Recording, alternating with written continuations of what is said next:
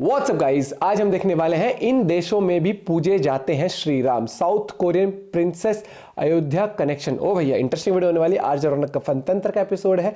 Back to back videos आ रही है और मस्त टॉपिक्स पे मैं टॉपिक तो क्या हुआ बहुत जैसे इंटरेस्टिंग रहती है ना वीडियोस, तो करते साथ में एंजॉय वीडियो। चैनल पर नहीं तो प्लीज सब्सक्राइब। जय हिंद, जय भारत, जय श्री राम। लिखते 1 2 3 गो। नमस्कार दोस्तों, जय हिंद, जय श्री जय श्री राम। अयोध्या में भव्य राम मंदिर की प्राण प्रतिष्ठा की तैयारियां जोरों पर चल रही हैं। हर दिन ऐसी खबरें सुनने को मिलती हैं जिससे पता चलता है कि राम मंदिर को लेकर जनता का उत्साह, उनका इमोशन और उमंग की तमाम ऊंचाइयां पार कर चुका है।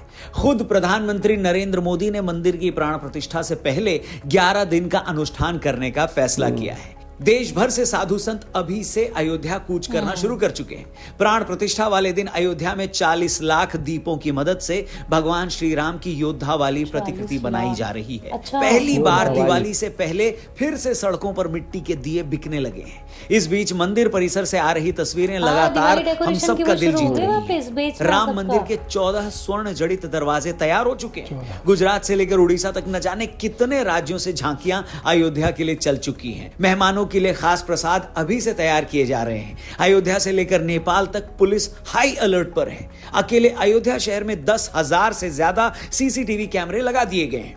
अयोध्या की हर गली नुक्कड़ सही मायनों में दुल्हन की तरह सजकर तैयार हो चुकी है। हर तरफ ऐसा माहौल है कि मानो प्रभु श्री राम के अलावा इस देश का कोई वजूद हो ही ना। आंखों में आंसू और दिल में उत्साह भरकर लोग बस इसी दिन का इंतजार कर रहे हैं। मगर ये कहूं कि ये भव्य राम मंदिर की प्राण प्रतिष्ठा का इंतजार सिर्फ भारत में ही नहीं बल्कि भारत से बाहर भी कई देशों में किया जा रहा है तो ये गलत नहीं होगा। थाईलैंड से लेकर इंडोनेशिया तक और श्रीलंका से लेकर साउथ कोरिया तक बहुत बड़ा वर्ग है जो इस दिन का बेसब्री से इंतजार कर रहा है। ये वो देश हैं जहां राम भक्तों की बड़ी तादाद है। ये वो देश हैं जिनका हमारी तरह भगवान श्री राम से नाता सदियों पुराना है। भारत में श्री राम की नगरी को हम अयोध्या कहते हैं, वहीं इंडोनेशिया में इसे योग्या के नाम से जाना जाता है। हम राम कथा बोलते हैं, इंडोनेशियन इसे ककनिन या काकावीन रामायण बुलाते हैं। हमारे यहाँ प्राचीन रामायण के रचयिता महर्षि वाल्मीकि हैं, तो वहीं इंडोनेशिया में इसके रचयिता कवि योगेश्वर हैं। थाईलैंड की राजधानी को तो 15वीं सदी में अयुथया कहा जाता था। इसे स्थानीय भाषा में वहां के लोग अयोध्या ही बोलते हैं। यहाँ के लोग अपने राजा को भगवान राम का वंशज मानते हैं और उन्हें विष्णु का अवतार कहते हैं। थाई संस्कृति और साहित्य का रामायण और राम से काफी जुड़ाव है। यहाँ के राजा अपने नाम के साथ राम लिखते थे। थाईलैंड के मौजूदा राजा को भगवान राम का 10वां वंशज माना जाता है। यहाँ तक कि उनके राज्याभिषेक के लिए गोरखपुर से पंडित गए थे। और तो छोड़िए, थाईलैंड की राजधानी बैंकॉक को महेंद्र अयोध्या भी कहा जाता है। लोगों का मानना है कि ये अयोध्या इंद्र ने बसाई थी। मगर इन सब जुड़ावों में सबसे दिलचस्प कहानी आती है दक्षिण कोरिया से। मैं दावा करता हूं ये एक ऐसी कहानी है जिसके बारे में आपने शायद ऊपर ऊपर से तो सुना होगा, मगर इतने डिटेल में, इतने विस्तार से आपको आज तक किसी ने कोरिया के अयोध्या कनेक्शन की कहानी नहीं सुनाई होगी। मगर बस से आते हैं अयोध्या के कोरियन कनेक्शन पर। दोस्तों, ये बात तो हमने कई बार सुनी है कि अयोध्या की राजकुमारी सूर्य रत्ना ने दक्षिण कोरिया के राजा सूरो से प्रेम विवाह किया था। यही वजह है कि बहुत सारे कोरियन अयोध्या को अपना ननिहाल भी मानते हैं। अब आपको पूरा विस्तार से बताते हैं, पूरी कहानी डिटेल में सुनाते हैं। तो ये कहानी शुरू होती है 48 ईसा पूर्व। अयोध्या में एक राजकुमारी रहती थी जिनका नाम था सूरी रत्ना। सूरी रत्ना के पिता का नाम था पद्मासेन और मां थी इंदुमती। पद्मासेन का कौशल साम्राज्य पर राज था। उस समय कौशल साम्राज्य आज के यूपी से लेकर ओडिशा तक फैला था। एक दिन पद्मसेन को सपना आया कि उनकी बेटी का विवाह कोरिया के राजा किम सोरो से हो गया। अपने इसी सपने की मर्यादा रखते हुए पद्मसेन ने अपनी बेटी सूरी रत्ना को पूरे लाव लश्कर के साथ समुद्र के रास्ते कोरिया भेज दिया। 2 महीने की लंबी यात्रा के बाद रानी सूरी रत्ना कोरिया के ग्योंगसांग राज्य के किमहे शहर पहुंच गई। जिस दौरान सूरी रत्ना कोरिया की समुद्री यात्रा पर निकली थी, उसी दौरान कोरिया में राजा किम सोरो पर शादी के लिए दबाव पड़ रहा था। लोग प्रेशर बना रहे थे। उनके दरबारी लगातार उन्हें यह सलाह दे रहे थे कि वो अपने राज्य की किसी कुंवारी लड़की से विवाह कर ले। मगर किम सोरो का मानना था कि उनकी शादी स्वर्ग से तय की जाएगी। इसके बाद उन्होंने अपने साथियों को आदेश दिया कि वो घोड़े और बोट लेकर उनकी राजधानी के दक्षिण में एक आइलैंड की तरफ जाएं। सोरो से आदेश मिलने के बाद उन लोगों ने वही किया। वहां पहुंचकर उन्होंने देखा कि उनकी तरफ एक जहाज आ रहा है। उन्होंने फौरन इसकी जानकारी राजा को दी। इसके बाद सोरो ने राज्य के कुछ और वरिष्ठ अधिकारियों को वहां भेजकर उन लोगों को दरबार में लाने के लिए भेजा। मगर रानी सूरीरत्ना ने यह कहते हुए उनके साथ जाने से इनकार कर दिया कि वो अनजान लोगों के साथ कहीं नहीं जा सकती। कहते हैं इसके बाद राजा ने वहीं पहाड़ी की तलहटी पर उन लोगों के लिए टेंट लगाने का आदेश दिया। टेंट लगने के बाद रानी सूरीरत्ना अपने काफिले के तमाम लोगों के साथ टेंट में आ गई। कहा जाता है कि रानी सूरीरत्ना के साथ आए लोगों के पास सोना, चांदी और बहुत कीमती सामान थे जो वो तोहफे के तौर पर अपने साथ लाए थे।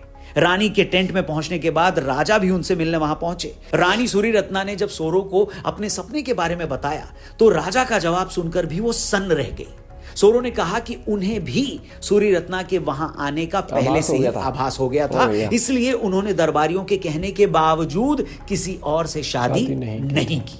इसके बाद रानी सूरीरत्ना के साथ आए बहुत सारे लोग जब वापस जाने लगे तो राजा सोरो ने उन्हें बहुत महंगे महंगे तोहफे दिए। रानी के साथ आए बाकी लोग तो वहां से चले गए, मगर उनके 2 सेवक और उनकी बीवियों को राजा सोरो ने अपने महल के पास अलग घर दे दिए। राजा सोरो से शादी के बाद रानी सूरीरत्ना को हियो होंग ओक नाम दिया गया। शादी के बाद रानी सूरीरत्ना ने सोरो से कहा कि वो अपने 2 बच्चों को अपना सरनेम देना चाहती। कहा जाता है कि महारानी हियो होंग ओक और राजा किम सोरो के कुल 12 बच्चे हुए। आज कोरिया में कारक गोत्र के तकरीबन 60 लाख लोग खुद को राजा किम सोरो और अयोध्या की राजकुमारी का वंशज मानते हैं। इस वंशज के लोग किम्हे के बाशिंदे थे। किम्हे पुसान के नजदीक था जिसे आज बुसान का नाम दिया गया। आबादी के लिहाज से बुसान आज सियोल के बाद साउथ कोरिया का दूसरा सबसे बड़ा शहर है। और तो और बीबीसी की एक रिपोर्ट की माने तो दक्षिण कोरिया के पूर्व राष्ट्रपति किम डेई जंग और पूर्व प्रधानमंत्री हियो जियोंग और जोंग पिल किम भी रानी सूरीरत्ना के कारक वंश से ही आते हैं।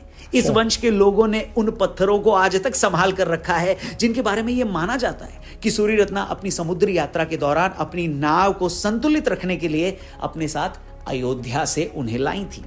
दोस्तों, रानी सूरीरत्ना की इस सारी कहानी का जिक्र कोरियाई ग्रंथ सांगयुक युसा में मिलता है। इस ग्रंथ को सांगयुक सकी भी कहते हैं। इसका मतलब होता है 3 राज्यों की याद का वर्णन। सूरीरत्ना के बारे में कहा जाता है कि वो 189 साल जिंदा थी, 189 ईयर्स। रानी की याद में आज किम्हे शहर में एक स्मारक भी बनाया गया है। उनके स्मारक के ठीक सामने एक शिलालेख भी है जिसके बारे में लोग मानते हैं कि उसे रानी अपने साथ अयोध्या से कोरिया ले आई थी।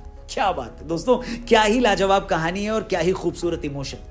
भारत में अब भी बहुत से लोग सूरीरत्ना की सच्चाई के बारे में नहीं जानते, मगर दक्षिण कोरिया में उन्हें लेकर जबरदस्त भावना है, जबरदस्त इमोशन है। इसलिए आज जब अयोध्या में भव्य राम मंदिर का निर्माण हो रहा है तो भारत के साथ लाखों कोरियाई लोग भी भावुक हैं। आप सुनिए खुद भारत में कोरिया के एम्बेसडर ने इस बारे में क्या कहा। Ayodhya is very important for both of us historically. Historically, the legendary story of the Indian princess marrying to Korean king 2000 years ago started from Ayodhya. तो सुना आपने दोस्तों, ये देखकर सच में बड़ी खुशी होती है कि प्रभु श्री राम के मंदिर के उद्घाटन से पहले पूरी दुनिया में रहने वाले राम भक्त बेहद खुश हैं। फिर चाहे वो भारत से हो या ना हो, फिर चाहे वो हिंदू भी हो या ना हो, वो खुश हैं। भगवान राम से सदियों पुराना नाता महसूस करते हैं, तभी तो भारत की तरह इन देशों में भी सैकड़ों सालों से रामलीला मनाई जाती है, आयोजित की जाती है, खेली जाती है। आप ये जानकर हैरान हो जाएंगे कि 86% मुस्लिम आबादी वाले इंडोनेशिया जैसे देश में भी हर साल सैकड़ों रामलीलाएं आयोजित की जाती है। फिजी जैसे देश में 50 से ज्यादा रामलीलाएं होती हैं। ट्रिनिडाड में रामलीला मंडली 100 साल पुरानी है। यहां पर तो अंग्रेजी भाषा में रामलीला होती है। अमेरिका के माउंट मेडोना स्कूल में 40 सालों से रामलीला हो रही है। गिरमिटिया के रूप में जो लोग टोबैगो, मॉरिशस, ट्रिनिडाड और सूरीनाम गए, वो आज भी वहां रामलीला का मंचन करते हैं। और तो और राम मंदिर की प्राण प्रतिष्ठा से पहले अयोध्या में दुनिया भर से आए तकरीबन 3,500 कलाकार मिलकर रामलीला का मंचन करेंगे। ये सब देखकर और सुनकर मन सचमुच आनंद से भर जाता है। इनफैक्ट आपको भी ये सब सुनकर कितनी खुशी हुई होगी, है कि नहीं? इनफैक्ट आप में से बहुत सारे लोगों ने कहानी पहली बार सुनी हो। क्या रिएक्शन है, क्या फीलिंग है, प्लीज कमेंट सेक्शन में कमेंट करके जरूर बताइएगा। लेकिन साथ ही साथ ये देखकर ना दोस्तों दुख भी होता है कि जहां एक तरफ दुनिया इतनी खुश है, वहीं अपने भारत में ही ऐसे भी लोग हैं जो इनवाइट देने पर, न्योता देने के बाद दर्शन करने मंदिर नहीं जा रहे हैं। बताइए, मैं इस वीडियो का अंत मैं किसी नेगेटिव टोन पर तो नहीं करना चाहता, मगर ये देखकर सचमुच बड़ा दुख होता है। खैर छोड़िए, आज दुख की नहीं खुशी की बात करेंगे। और भारत के अलावा इतने देशों में लोग इस मौके पर खुश हैं, तो इससे सुखद एहसास, इससे बढ़िया फीलिंग और क्या हो सकती है बताइए। उम्मीद करते हैं कोरियाई लोगों के अयोध्या से इस खास कनेक्शन से जुड़ा हमारा ये खास वीडियो आपको अच्छा लगा होगा। अगर आपको सच में लगता है कि इस वीडियो में दी गई जानकारी आपको सही लगी, अच्छी लगी, बढ़िया लगी और आप चाहते हैं कि अयोध्या और प्रभु श्री राम के इस रूप की महिमा और भी लोग जाने, तो इस वीडियो को ज्यादा से ज्यादा लोगों तक पहुंचाइएगा, शेयर जरूर करें। इंटरेस्टिंग थी वीडियो, हम बिल्कुल ये कहानी सुनी थी और कोरिया का कनेक्शन इस तरीके से नहीं पता था भाई। मतलब सपना आया, फिर वो गए और उनको भी इसी तरीके का आभास था कि कोई आने वाला है, फिर उन्होंने भेजा। और कितने वंशज हैं आज के टाइम पर भी अगर बात करें, पता था कि अलग अलग में रामायण लिखी हुई है, वहां पे भी अलग अलग कितने देशों में राम कितने देशों में। और भाई जो लोग, काफी लोग ऐसे कहते हैं ना कि हिंदू धर्म हो गया तो सिर्फ इंडिया में। भैया यार, हाँ अभी एक वो देखी थी, वो मॉरिशस देख लो उन्होंने छुट्टी कह रहा कि इंडिया के बाहर पूछता कौन है हिंदू को, कौन नहीं पूछता है, कौन सा देश नहीं जानता है। इतिहास बहुत पुराना है भैया, बहुत। ठीक है, इंटरनेशनल लेवल पे तुम ये देखना, श्री कृष्ण हो गए चाहे, ठीक है, चाहे वो शिव हो गए, जन्माष्टमी कितनी मनाई जाती है, श्री कृष्ण शिव राम, कितने देशों के जो लोग हैं। अभी रामायण का ही देख लेना कि किस तरीके से। और मैं एक और चीज कहना चाहूंगा दोस्तों, ये खुशी का टाइम है, तो अगर कोई उस तरीके से है जिनका माइंडसेट है कि भैया ना हम तो खुश ना हैं, तो ठीक है, इग्नोर एक शब्द होता है, इग्नोर। आपसे तो मतलब मेरा छोटा सा की है, फर्क नहीं पड़ता आप कांग्रेस को वोट दे रहे हो, बीजेपी को दे रहे हो, बट मुझे नहीं लगता कि मंदिर को वो करना कि अरे हम तो नहीं जा रहे, अरे मंदिर हो गया तो क्या, क्योंकि मुझे ये चीज तो पता है कि मंदिर तो आप लोगों के घर में भी होंगे, छोटे मंदिर होंगे चाहे बड़े होंगे, ठीक है। कोई इनविटेशन आती है, अगर आपके घर में भी रखी होंगी, पूजा तो आप लोग करते हो, इनविटेशन आती है तो आप एटलीस्ट ये देखते हो कि भैया अगर हाँ जा सकते। वो कोई ऐसा नहीं है कि पीएमओ हाउस में कोई पर्सनल, ऐसा नहीं है कि वो लोग बिजी हैं अपने काम में उस दिन।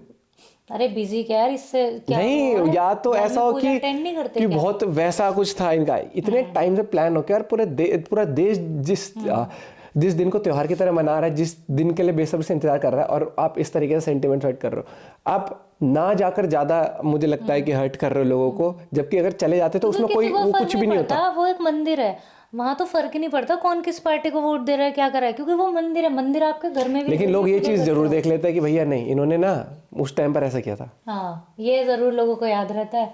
आपका क्या पॉइंट ऑफ व्यू इस बारे में जरूर बताइएगा। मिलते हैं आपसे वीडियो के साथ, बाय बाय।